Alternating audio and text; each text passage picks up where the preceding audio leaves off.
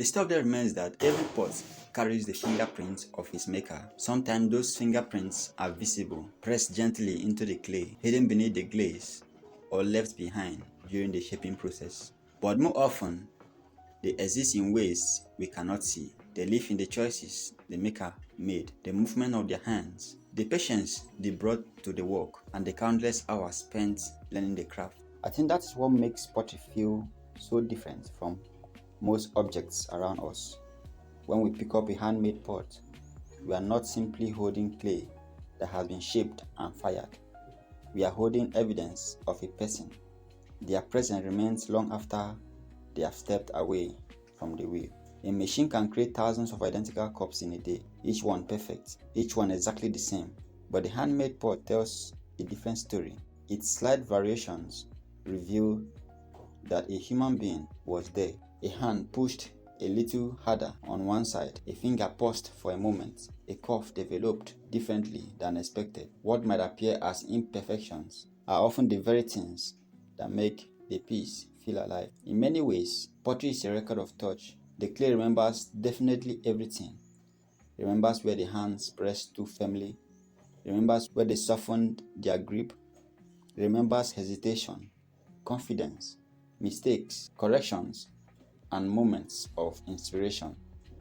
Even after the piece passes through the intense heat of the kiln, those traces remain. That thought has always fascinated me.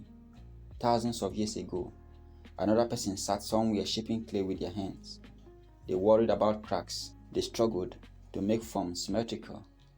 They learned through failure and repetition, just as potters do today.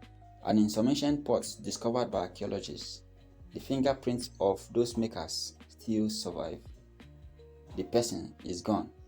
The civilization may be gone, yet the touch remains. There is something deeply moving about that. Perhaps this is why handmade pottery feels so personal.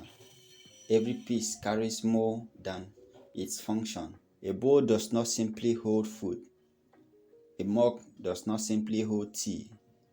They carry fragments of a person who made them. The patience required to center the clay, the connection needed to shape the form, the disappointment of a piece that almost failed, the satisfaction of a kiln opening that revealed something beautiful. All of those experiences become part of that object. Even the flaws tell a story. A slightly uneven rim might reveal the movement of a hand. A glaze variation might capture an unexpected movement inside the kiln. A tiny mark left during trimming becomes proof that a human being, not a machine, brought this piece into existence. And perhaps that is why people continue to value handmade objects. In a world increasingly filled with automation, we are not only looking for products, we are looking for connection. We want reminders that things can be made slowly, carefully, and with intention. We want to feel the presence of another person behind the objects we use every day. When I hold a handmade pot, I often think about the journey it has taken. It began as earth beneath the ground. It passed through water, hands, air, and fire.